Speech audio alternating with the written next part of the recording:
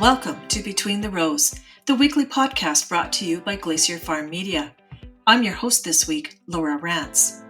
This week, we'll be talking about how hard it is for rural Manitobans to stay connected in an increasingly virtual world. We'll learn how Saskatchewan pulse crop growers are facing an enemy they might not even know they have until it's too late. We'll also hear from an Alberta barrel racer about what rodeo athletes do to stay in the game, even when the game isn't on. And speaking of staying in the game, any bets on how high those canola prices will go? Stick around. We'll be back after a word from our sponsor. I've been farming my whole life, and the one thing you can always count on is change. And now there's a new generation of inoculants from Lalliman Plant Care. New engineered granules and Lalfix spherical for pulses and soybeans that provide improved handling and accurate metering. New Rhizobium and Lalfix Pro Yield that deliver improved nitrogen fixation and iron uptake in soybeans. I've seen a lot of change, but this Lalliman company, well, this changes everything. Contact your Lalliman sales representative today. Welcome back to Between the Rows. I'm your host, Laura Rance. Manitoba Agriculture has just announced it will close Ag Rep offices in 21 communities across the province this spring. Provincial services for agricultural extension, crop insurance, and lending will be consolidated in 10 regional centres.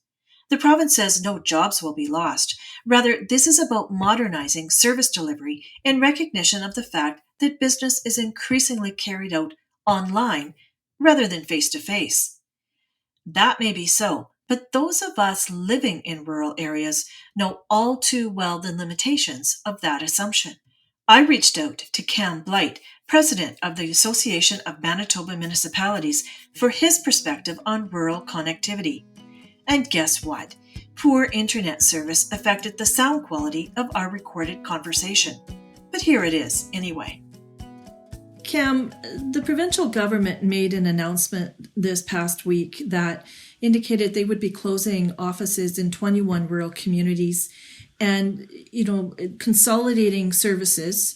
And I think a lot of people would like the idea of more efficiency in terms of government and delivery of services. But I wondered, given the fact that a lot of business has gone virtual and has gone online in the past year, especially with the pandemic, there hasn't been a huge hue and cry over this. And I'm wondering if that's just because a lot of people are accustomed to doing more business, on the internet. I guess quite possibly. I think there is a huge cry, though, for better connectivity. I think there's a lot of members that are having a hard time accessing the services that are online and the tools that are available to them because they do not have good enough broadband connectivity at their disposal. You were saying in your own situation, you live just outside of Portage La Prairie? Correct. Yeah. And so what are the issues that you face in sort of getting access to the tools that people in an urban area might take for granted? Yeah, like I live close to the junction of Highway 1 and 13, and there's a lot of dead spots for cell phone coverage, and also our high-speed internet is very limited. I'm fortunate to be on Bell MTS high-speed internet. I'm right at the end of the line. However, my speeds are very inconsistent and unreliable and very slow, quite frankly, to accommodate the needs that I have.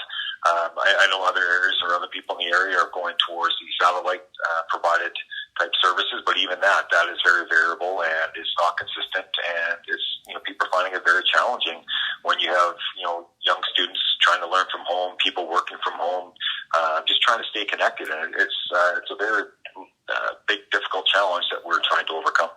So just to put this into perspective, what kind of download and upload speeds would you expect to get in your location? 5. Oh, really? Yeah. Yes, it's and that's at a good time. Unfortunately, as AMM president, I have to take part in a lot of Zoom meetings right now, and with my connectivity being what it is, there's a lot of frozen screens of my face, which is not the most flattering. You can delete that. But, So do you think that, do you think that the system is up to the task that it's going to be asked to do then, if a lot more of this business goes online? Quite frankly, no. And that is something that our members have been pushing for, and AMM has been lobbying hard for, is to see improvements in connectivity across our province. I think our members understand the importance of ensuring that technology meets the new technologically savvy world that we see today. However, we need to ensure that we have the infrastructure in place to keep up with these digital changes. As Manitoba municipalities, we currently experience the second slowest internet speeds in Canada. So the digital divide between many Manitoba communities remains a major challenge, and it's only going to continue to grow unless we see some sort of investment in broadband connectivity across our province. Now, just turning that around, assuming, the federal government has certainly indicated it's starting to consider investments in that area, and we do see some ongoing improvement over time. But, if we get there, what kind of opportunities does this present for rural communities that have suffered from depopulation issues now for generations? Well, I think to a certain extent, it's going to level the playing field somewhat. It'll provide everyone with the same opportunities that those who are living in more urban centers are able to enjoy.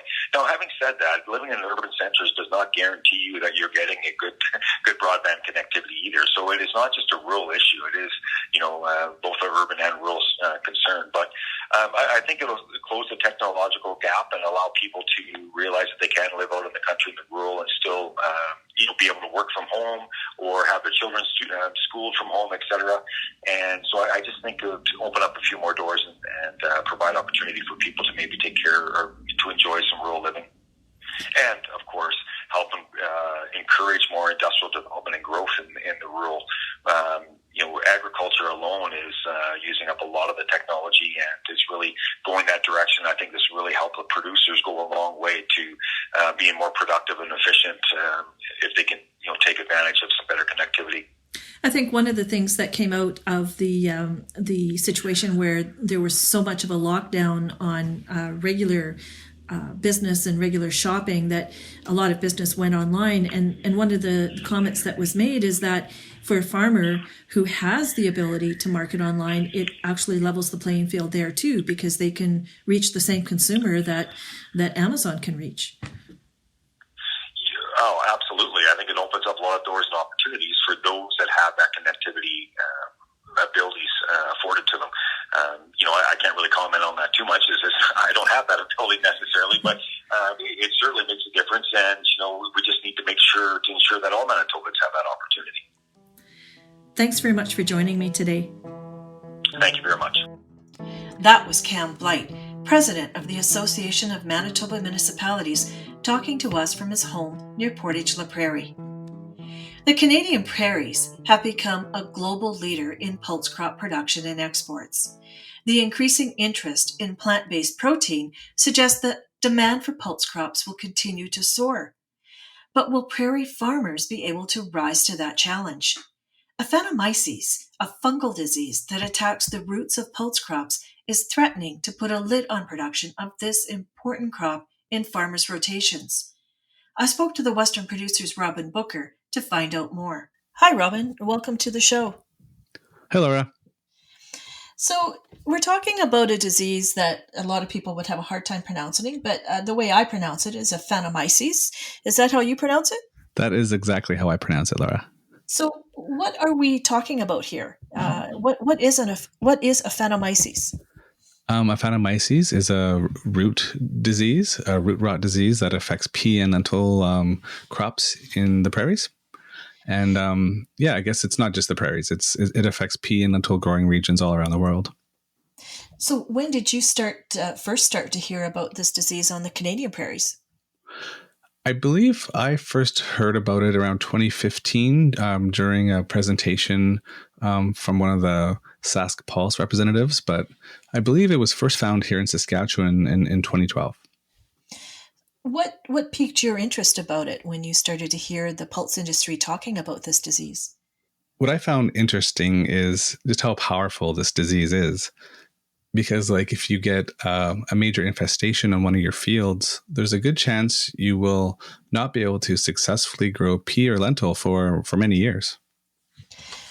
So I guess that's why it becomes a big threat to an industry that's become very important to us on the Canadian prairies. That's right. And I know it has a lot of pea and lentil growers very concerned because these were their major crops. You know, they have a host of benefits. Like they have, for agronomically, they can fix nitrogen from the air into the soil, so you can save money on, you know, your crop inputs for the following crop. But also economically, like these were some of their major money making crops.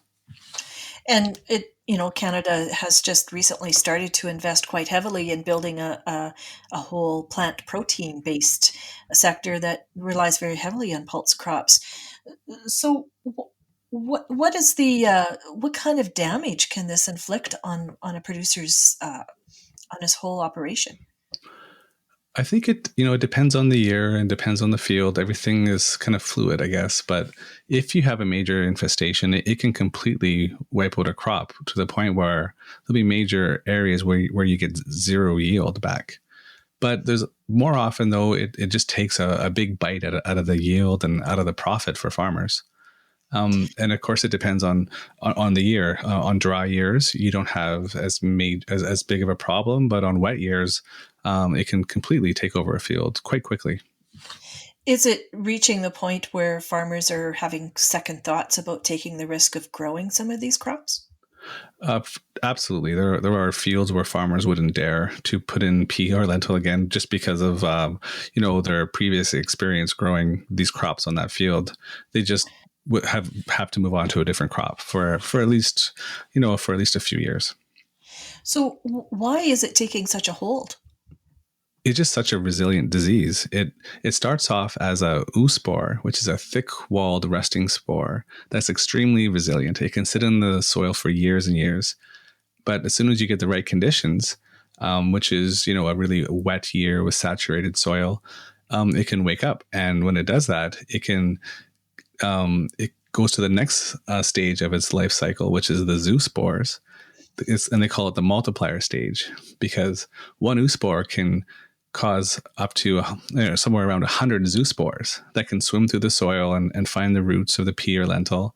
And when it does that, and if the conditions continue to favor the disease, it can be detrimental to the crop. Robin, do we know why it's becoming a problem now? I think it's just because we're starting to grow peas and lentils more than it has been grown in the past. My understanding is that the disease actually does exist in pea and lentil regions all around the world. And now that we're actually growing a lot more of the crops, it just was a matter of time until it started to become a problem here. Now, it's a fungus. Do we not have fungicides? Is there any work to develop fungicides that would help control it? There are some seed treatments, but the problem with the seed treatments is that they don't last long enough. Like if the infestation could occur after the seed treatment sort of has worn out, well, then you're kind of out of luck. And to date, there are no fungicides that can take Aphanomyces out when there's a lot of pressure. So once it's in the crop, I mean, you can't do anything once it's started to manifest itself in the crop then. No, once you have it, I think once you see it in the crop, yeah, there definitely isn't a magic bullet where you can pull a sprayer out and sort of try to fight back. You sort of have to sit back and watch. So what options does the industry have then for controlling this? The Saskatchewan pulse growers are doing a lot of research to learn how we can live with the disease here in the prairies. I know they're doing some fertility studies to see what maybe different fertility programs might do to help sort of combat the disease. They're looking at ways to help keep the crop strong as possible for as long as possible, so it has some ability to withstand the pressure from Aphanomyces. They're also looking at weed studies. Like I know they claim that shepherd's purse, chickweed, and vetches can be hosts for Aphanomyces. So even if you're not growing these crops, if you have these weeds, that can be a way that the disease can carry on and kind of wait for the next crop.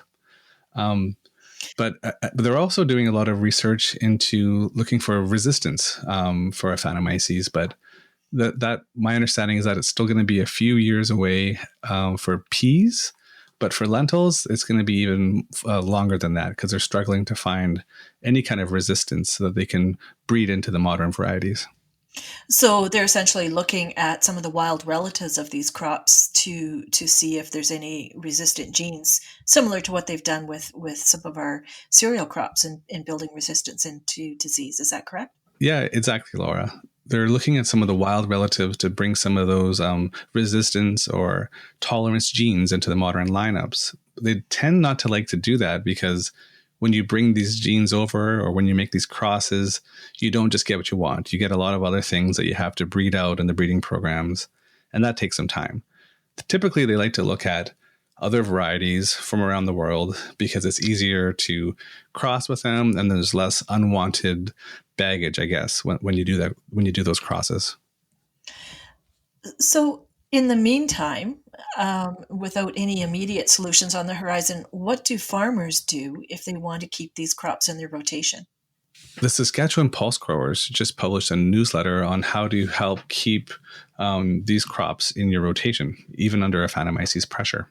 And a big part of it is once you have the spores on your field, there's not a lot you can do. So you really want to try to keep that spore load down. And a big part of that is looking at your field history, looking how many times you've grown pea or lentil in the past, but also how much disease pressure you had in those fields. If you didn't have a lot of disease pressure, then you might get away with having a little bit of a shorter rotation. But if you had a lot of disease pressure, you're probably going to have to wait for some time. They also look at how much rainfall happened in your area when you grew either pea or lentil, because if it was a very wet year, then there's a good chance that the disease had favorable conditions, and there will be more spores in your field. So, yeah, looking at the field history, looking at the weather patterns, the last time you grew pea or lentil, that's a major piece of knowing when you can grow these crops again. So it's really becoming a question in the interim here of whether to almost an annual assessment of to grow or not to grow. Yeah, that's right. And there are some soil tests that you can do to find out how many oospores that you have per gram of soil. If you have 10 oospores or less per gram of soil, that's kind of a threshold where you can likely go ahead and plant. But if you have more, and there are some fields in Saskatchewan that had thousands, Wow. you probably shouldn't be planting pea or lentils for quite some time. Well, thanks very much for coming today to talk about this story, Robin. I'm sure we'll be hearing more about it in the future. Thanks, Laura. That was Robin Booker, a reporter with the Western Producer. This is Between the Rows. I'm Laura Rance. Last year at this time, commodity markets were in the doldrums, which didn't matter a whole lot because a significant portion of the 2019 crop was still in the field. What a difference a year makes. Last fall, farmers harvested one of the highest quality crops ever. Exports are moving at a smoking hot pace, and prices, well, I turned to Phil Franz Workington of Markets Farm to bring us up to speed on that story. Hi, Phil. Thanks for joining us today on Between the Rows. Hi, thanks for having me. So there was a fairly significant report that we all refer to as the WASDE report that came out this week. First of all, what does WASDE stand for, just in case someone's not familiar with it? Yeah, that's the USDA puts that out. That's the WASDE World Agriculture Supply and Demand Estimates. So every month they come out with their new take on export demand, domestic demand, and production around the world, and where the balance sheet is shaking out. So, this is the first of these reports coming out this year. Was it significant for any other reason? Yeah, well, they also included some numbers on, they had I guess it was a separate report really, but they all kind of come out at the same time in connection. So they had quarterly stocks as of this past December, and they had some numbers on wheat, winter wheat acres in the States. updates on South American crop production.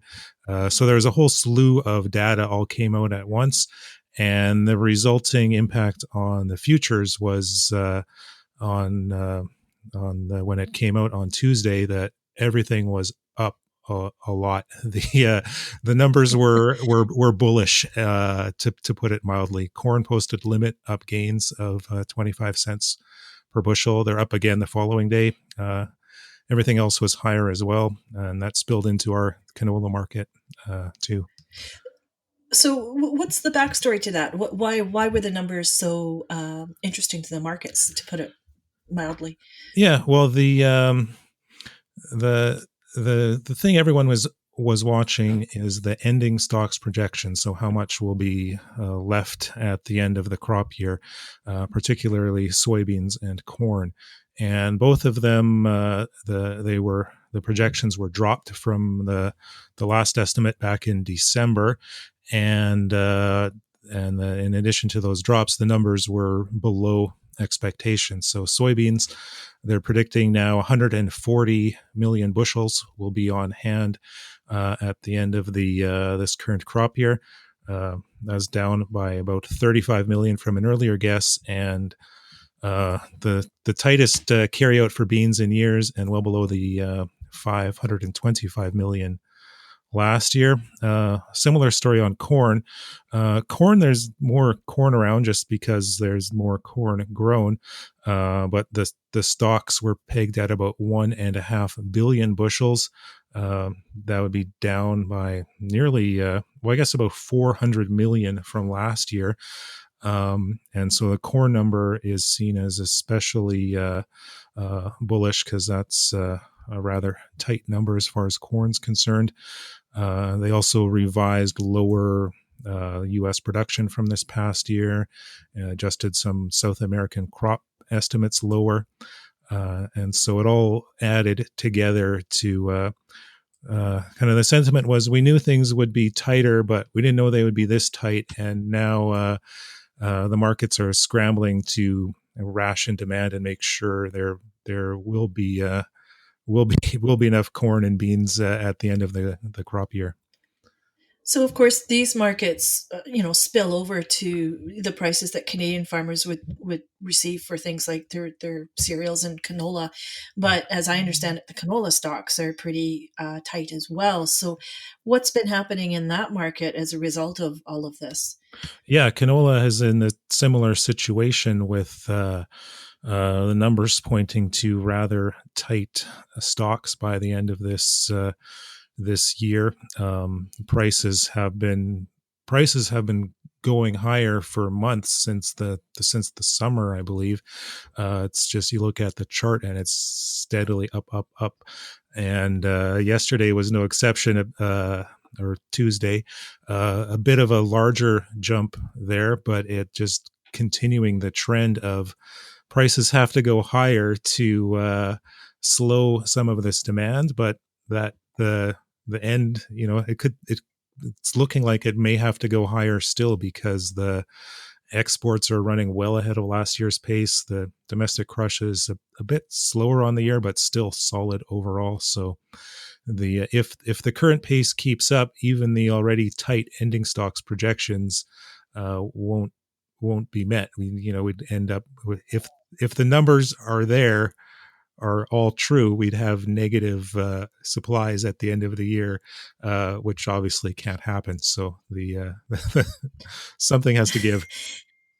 It's kind of a good news, bad news story for farmers, because obviously if you have canola, this is wonderful. These are better prices than anyone would have anticipated. But the reason prices are so high is that not a lot of people have canola. So how does that balance out then on the farm? I mean, are there still stocks in place for people to take advantage of this? The line companies are still bidding by all accounts, so they must want it. So if there's unpriced canola out there, prices, I say prices could still go higher, but they're pretty good right now as it is. It's hard to pick a top on this kind of thing because eventually, the house of cards will fall. But that would be more the case if this was all kind of chart technical speculative money, which there is. Speculative money has jumped in on this rally, but the fundamental story underneath is supportive. So there, that kind of underlying sense is gives it more legs than if it was just a kind of chart based technical rally. Well, it's a nice way to start off 2021. Thanks for bringing us that story. Thanks for having me. That was Phil Franz Workington, who writes for Markets Farm. We have one final item for you in this week's show. One of our producers was wondering aloud one day what rodeo athletes are doing this winter, especially when they didn't have any rodeos to go to last year, and it's not yet certain whether there will be any in 2021. So we asked. Here's what we learned from Stacey Rizika, a competitive barrel racer from Ponoka, Alberta. Junior story of rodeo. Started her season in amateur rodeo. Went to a couple of pro rodeos. One of them said, "Hey, I can do this." Yeah, she can. She came in here third overall. Stacey Rizika on K to the far side. There's nothing like the adrenaline of running down an alley. Before the race goes, the crowd, the last girl comes out and the crowd is loud and it's your turn to go in and you hear your name. Your horse is revved up and they just bolt in the arena and there's nothing like it, and come around the first barrel and you've got it, you go on second barrel and things are happening so fast you don't even remember sometimes what goes on.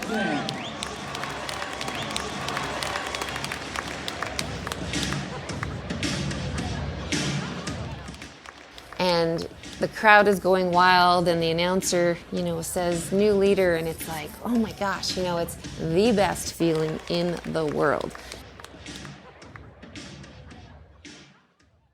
And that's mostly what I miss. It's in our blood and it's been hard sitting at home and not being able to go down the road and see all your friends and, everyone's family. So it's a big part missing in your life when you're used to that for, many years. I live west of Ponoka, about a half an hour. It's a beautiful area. I have nice trees around. I just live on 6.7 acres and purchased it just over 2 years ago. I have a couple horses here. My main horse, Kay, that I rodeoed on and made the CFR with. And another horse, Maybe. She's a little fireball herself. Also, being here west of Ponoka has been a great area. Of course, as everyone knows, it's pretty central for rodeo and kind of the hub of where everyone would want to be. So very fortunate to have found a place out here. How do I keep in shape over the winter? Well, I do little exercises myself at home. Keeping core. Core is huge at barrel racing. I mean, your horses are running Mach 10 and you've got to be there with them in their turns and such. And without having rodeo over the last, year and a half here, it's been different because you feel like, what is the point? But I still do it because I know it's going to come back.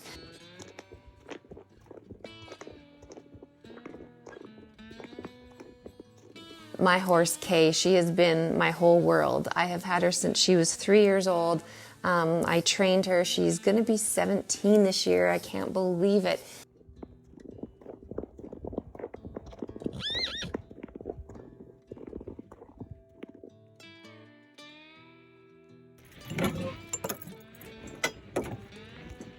And she has won and won and won over the last 10 years. And I just look back and think, wow, how blessed am I to have this creature, this animal, that has done nothing but give me everything I've ever wanted. And, she's my best friend. She knows everything about my life. I can tell when she knows I'm having a bad day, or she knows, I know when she's having a bad day. We give each other our little space, and she's been everything to me.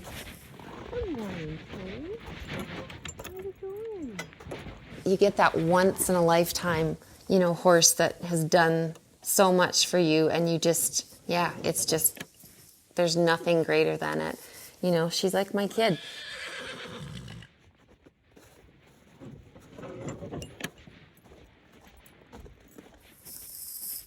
COVID has changed everyone's lives.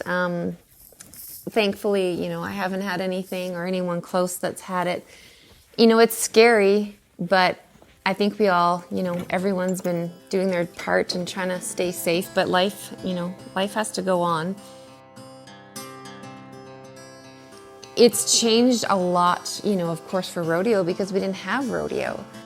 But with the world right now, we don't know what's going to happen, and it's scary. It's scary to think what is going to come out of everything, but hopefully that things will get back to normal and, we can all live our lives and do what we all love. So we just have to keep positive and hope for the best. She rides the horse that she calls Big Gay, and this 15-year-old mare has been phenomenal all week. She's number one in the average, and she wants to stay there. Yes, she is. What a Canadian finals it has been for that cowgirl, 14.467. That was Stacey Ruzicka from Ponoka, Alberta. That's all we have for you on this week's Between the Rows, but we'll be back again next week. I hope you'll join us. I'm Laura Rance. I've been farming my whole life, and the one thing you can always count on is change. And now there's a new generation of inoculants from Lallemand Plant Care. New engineered granules and Lalfix spherical for pulses and soybeans that provide improved handling and accurate metering. New Rhizobium and Lalfix Pro Yield that deliver improved nitrogen fixation and iron uptake in soybeans. I've seen a lot of change, but this Lallemand company, well, this changes everything. Contact your Lallemand sales representative today. Today's music tracks were Coming Back by Lobo Loco and Earth and Sun, Leading Me On by Derek Clegg, Acoustic Romance and Dusty by Crowender.